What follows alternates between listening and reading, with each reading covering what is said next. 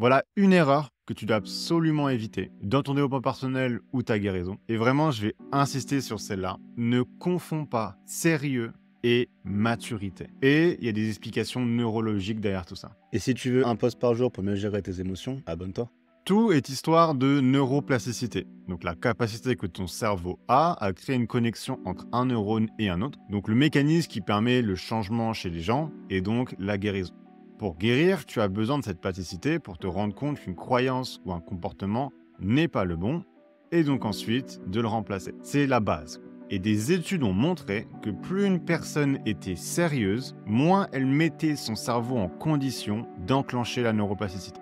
Et donc moins elle était capable de dresser de nouvelles croyances. Et inversement, ça a été prouvé maintes fois que la meilleure condition pour apprendre était ce qu'on appelle la pratique délibérée. C'est-à-dire une situation où un plaisir est pris, où une légèreté est ajoutée. Et tout ça rend l'humour le plus grand accélérateur du développement de ta maturité. Parce que soyons honnêtes, le sérieux que la plupart des gens ont, c'est une façade. C'est pas un vrai sérieux, soit c'est un sérieux qui est utilisé par pression sociale, pour que les gens te respectent plus, soit un sérieux de défense, utilisé pour camper sur une position et en général pour rejeter une responsabilité de potentiellement se tromper. Mais tout ce que fait cette gravité et ce sérieux, c'est de te bloquer dans la situation où tu es.